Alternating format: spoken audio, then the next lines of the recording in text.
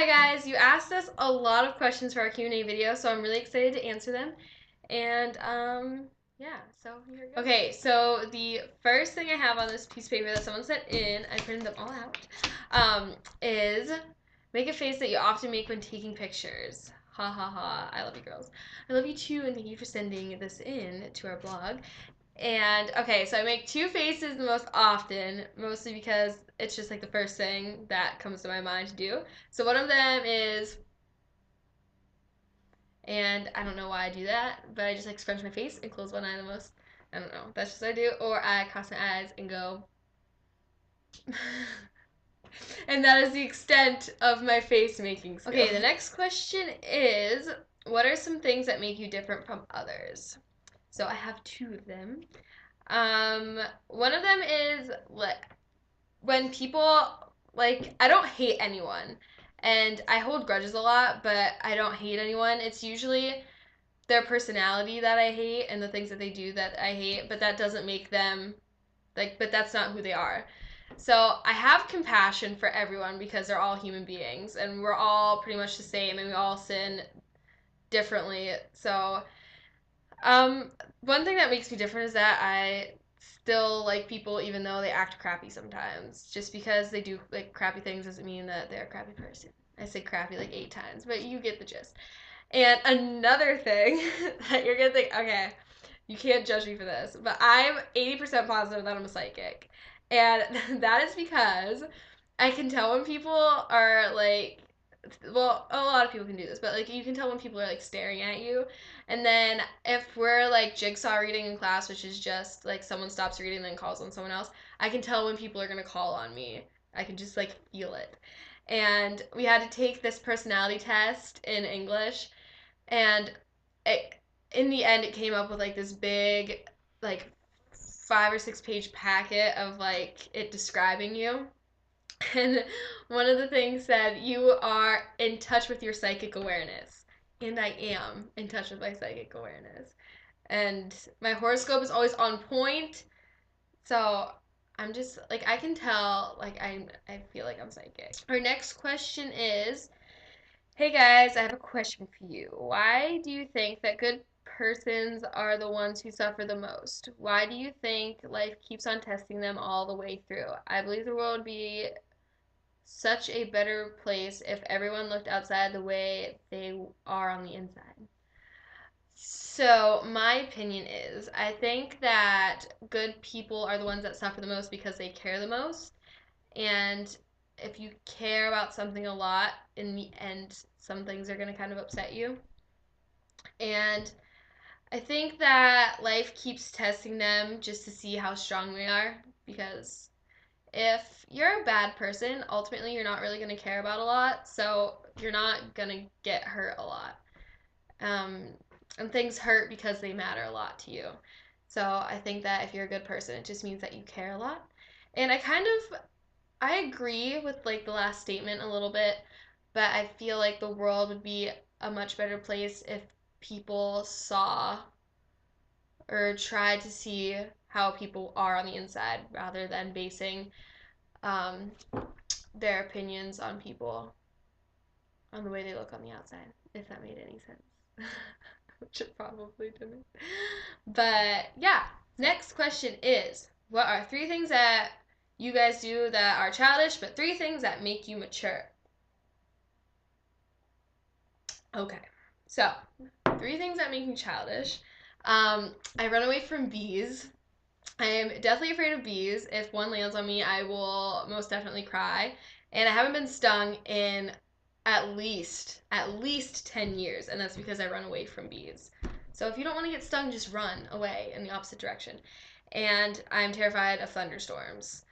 And I cannot drive my car if there's a thunderstorm because I will freak out. And if I see lightning, the lightning doesn't scare me. The lightning is a warning that thunder is coming, so then I hurry up and cover my ears, and it's just a natural reflex, so I can't drive while there's thunderstorms because they scare me. So there's that. And Nadia knows this. I'm really impulsive, so I do and say a lot of things without thinking first, and that gets me in a lot of trouble. in more ways than one. So that makes you childish, and I get upset really easily, and I'm really sensitive. 3 things that make me mature are I'm independent.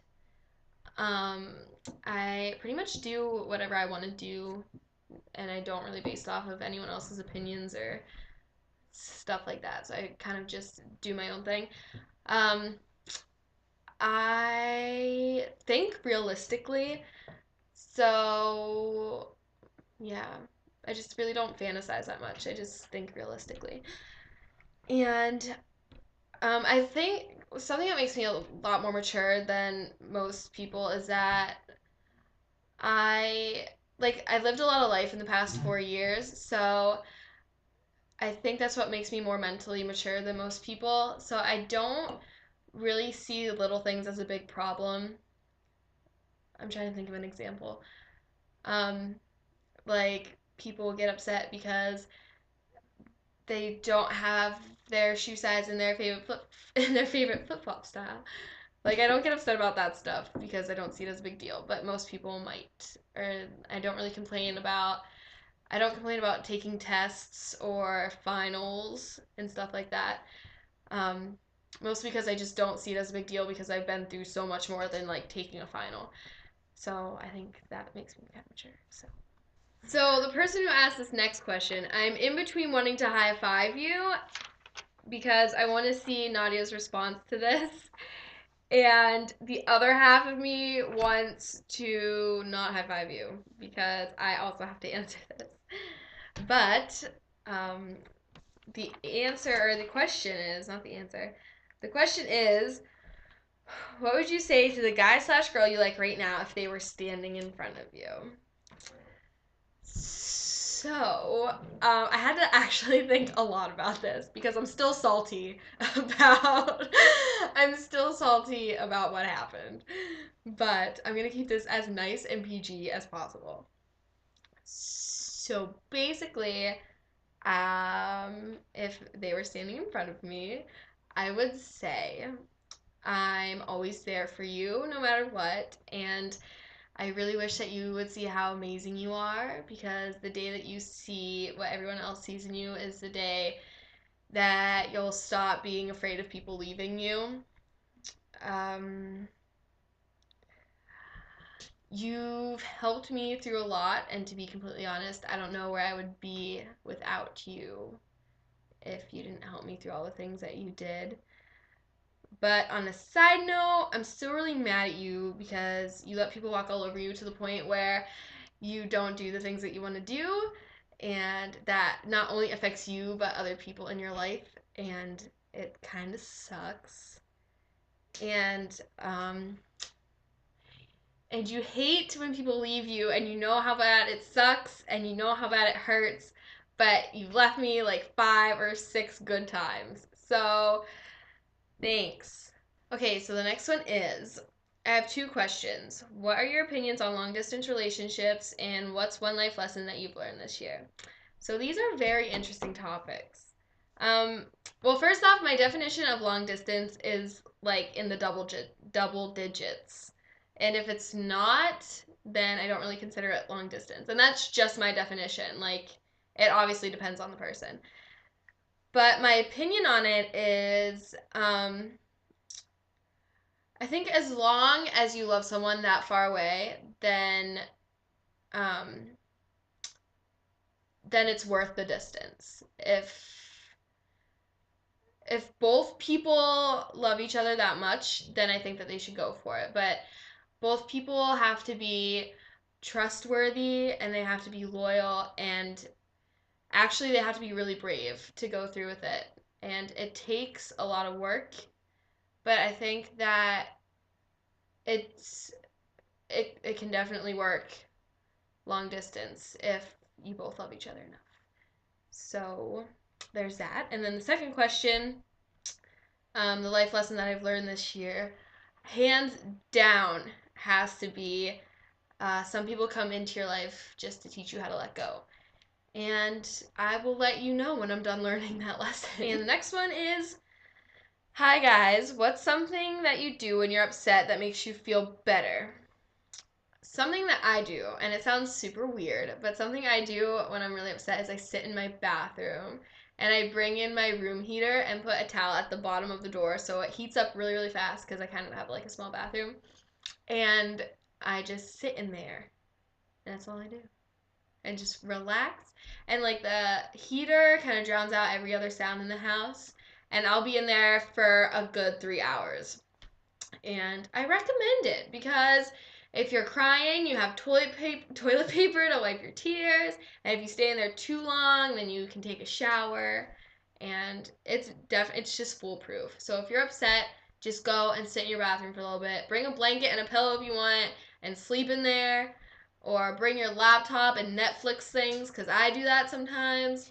I just Netflix One Tree Hill with a blanket and a pillow and my room heater, and life is just relaxing. So do that. And the last question for the video is, what is a song that is most relatable to your life at the moment and why? Just thought it would be interesting to know. Love you, girls. I love you too. Thank you for sending in the question, whoever sent this in. And at the moment, there are 2 songs that I kind of relate to, and one of them is Give Me Love by Ed Sheeran. And honestly, who doesn't relate to that song? Because it is just perfect in every way. And yeah, that's why I relate to it. And the other one is Really Don't Care by Demi Lovato because I really don't care. No, there's a line in it that says, cut to the part she broke your heart and then she ran away. And that's not relatable to me, but to someone else I know. And every time I think of it, I just get really happy because it's hilarious. And yeah. I just sing it when I get really, really mad at someone. And it just helps because it's so relatable. And the chorus is just perfection. And if you're ever mad about someone leaving you, and if you're ever mad about someone, about like you liking someone and them not liking you, and then they finally like you again, but you don't like them anymore, then this is like the perfect song for you because you can just scream it in your car and it's a good time. Okay, so that's all the questions that we have for this Q&A. Thank you guys so much for sending in questions. We really appreciate it. I am so glad that Nadia's back on the blog so she can do this video for you guys too. And hopefully we can do another Q&A soon so you guys can send in some more questions. And yeah, that's about it. Thank you guys. Bye.